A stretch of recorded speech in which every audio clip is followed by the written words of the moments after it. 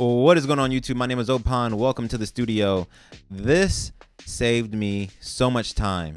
And no matter what DAW you're in, you should be doing this as well. A template, a project template. So let me show you how I have mine set up. I'm just gonna fly through it. Little quick video for you. And if you're wondering how to save a template, you set up the session how you want it with all your preferred tracks and folders and routing. Then you go to File, Save as Template right there. And there you can go. That's my template, Opan template. If you like this template, leave a comment down below. I'll put it in the description for you to download. All right, so first what we have is 2-track. This is if I have a beat and I need to just throw it in, boom. I can throw in the beat, find the BPM, find the key, and I'm ready to go. A lot of times I'll change the color of it just so I can see what I'm looking at.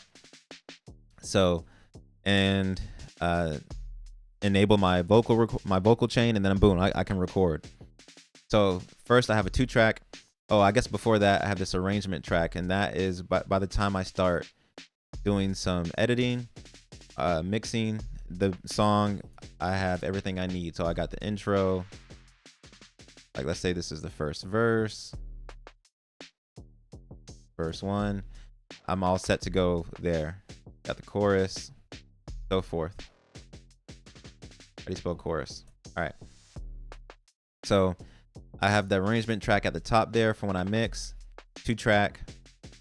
Then I have my instrument folder. Here I have just 3 instrument tracks because I like to start pretty much from like a blank slate every time. But I want just some instruments on there so I can just go ahead and get started. So I have my Groove Agent, which is a drum machine. I also have them all disabled. I'm gonna show you how to do that so that I can save CPU power.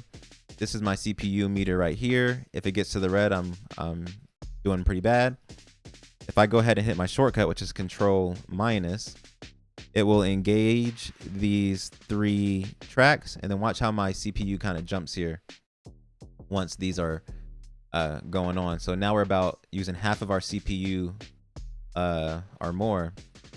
So disabling those did a lot of work, did a lot of help. So you can do that by right-clicking, disable selected track, or create a shortcut. Everything instrumentation-wise is going to be routed to this instrument group. So then I have a drum folder with all my drum information. To be honest, I really don't use a drum sampler like Groove Agent. I pretty much use audio files. So like with that kick, for example, I'll just go ahead and throw that in there and kind of do it that way. That's usually how I do it. And then you'll see that they all have a group. So the kicks have a group, the snares group, hi-hat has a group, and the perk is getting sent to its own group.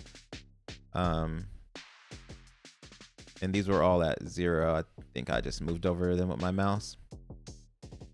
Cool. And then as far as the kick group, I really have little stuff going on as far as plugins. Again, I like to start from a fresh slate, full creativity, figure that out as I go.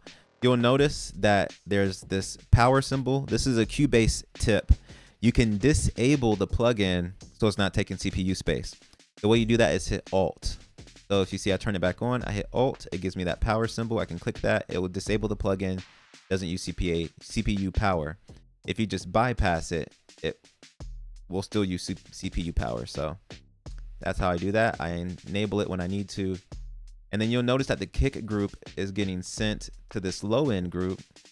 Now, these 808s are sent to this 808 group. Here you'll notice some more plugins. We have the clipper, a limiter, and then this 808 group is being sidechained to, or being routed to this low end sidechain. This sidechain group, we open it up here, is has this compressor, and this compressor is being sent to the kick group. So what it's doing is it's going to compress every time it hits the kick. Those 808s will be compressed and get out of the way. One of the most convenient parts of having a template, because that's something I do every time I make a beat. I go through the whole sidechaining process. Here in my template, it's already done for me. And you'll notice as well, some sidechaining is going on with this instrument group. I'll get into that with our next folder. are, well, first let's talk about the sample folder. So these are where all my samples go. If I have a piano sample or some type of melody, I'm sending that here. So let's see, I just saw a pad. Yep, so here's a pad. Boom, there we go. Right, and I do have all these all these like melodic stuff. I have down 6 gain, -6 on the gain, because they usually come in really loud, but for some reason this one comes in really quiet. So I'm gonna turn that up. Right, so that's good to go there. Same with the vocal sample effects. This is for like different types of sounds. That's what's happening there. And then my vocal folder. So I have 3 different vocal presets already ready to go. Depending on what song it is, I'll delete the ones I don't need. Let's say I'm doing like a pop type song, I'll use my clean preset, and then if I need to delete these just so that they're not wasting CPU, I'll go ahead and delete them. And then that's getting sent to the vocal group. Now this is where that sidechaining for the instruments come in. You'll notice that it's being sent to 2 places. Where it's being sent to is this 2-track. If I'm using a 2-track beat, I'll send the vocals to this EQ, this dynamic EQ, and the beat will come off this right here. It will open up some space for the vocal there and there. That's what that is doing. And I have the same thing in my instrument group. If I'm not using a 2-track, if I made my own beat, doing the same thing here. So that's where that vocal group, that's what's happening there. And then I have a chorus, like a melodic chorus. If I decide to do that, maybe I have a female vocalist, I'll put her here, and I have this track disabled. And 2, I have presets saved here as well. So if I don't want hip hop ad libs, I can do like a fun pop ad lib, and there's some other presets here as well. So I can switch that out with the presets in my preset folder if I want to. And then I have a double, or like if I need to double vocal, let's say I wanted to add a layer underneath the main vocal, I'll do that on this orange track here. And then I have a monitoring track where I can listen to myself back. That has very little, just a auto tune, a compressor, and heat wave for some saturation. I can hear myself good enough to record what I have to record. And then talkback track that's disabled, but I'll use this talkback track if I have someone in the booth, which is in this room over here, and I can talk to them through the mic into their headphones so that they can hear me telling them to do a take again, or if they like the take or whatever. That's what's going on with my vocal folder. And then I have my effects sends. Now this isn't my effects channels. You'll see that that's in this folder here. This is my effects sends. This is where I'll send information to a track instead of having an effects channel. And the reason I do that is because it's easier. There's really, honestly, the only reason I do that is you'll understand later.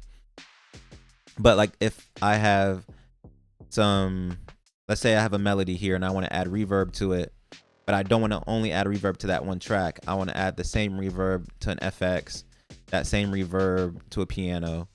I'll send all those things. So for instance, melody, let's just say these 3. I'll send that to the effects channel insert or instruments, and then I'll send this, which is already routed to the instrument group, as well as this one already routed to the instrument group. And then though I can add effects to all those tracks at the same time. So let's say I wanted to add reverb, I can send those all there, add my reverb, and it's done. And then obviously, because it's a group and not an effects channel, I'll have to use the mix knob, so that, because it's not an effects channel where I can use a fader, if that makes sense. So I'll have to use the mix knob there. Unless I did want to send it to an effects channel, Well, I have that set up as well. I have that here. These are all my effects channels. Oops, when I figure out how to make it bigger. These are all my effects channels. I have a vocal verb, a plate verb, a long verb, a parallel compressor, a doubler, a quarter note delay, and an eighth note delay. And again, I have another preset if I want a 16 note delay. I can make one of these a 16 note delay in there and change it that way. Or, I mean, it's also just simple enough to go in here and change it. See, this is a 16th note delay. It's not even a quarter note or eighth note.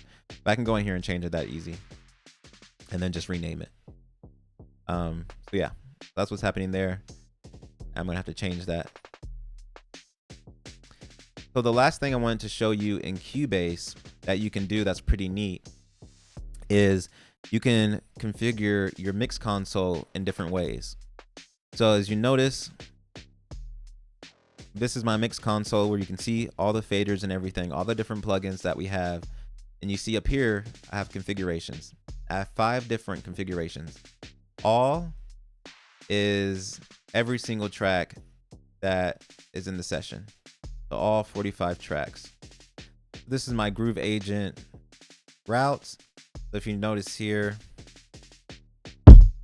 that's getting sent to all its already routed to its different tracks. I only have it up to 9, but if I use these, then I'll just route them as I use them. I really don't ever use more than 9 though. And then I have my drums, which is just showing me my drum information. And then I have my vocals, which is showing me all my vocals in my effects. And then I have my vocals without effects. Now, if you go back to the vocals with the effects, the reason I use FX chain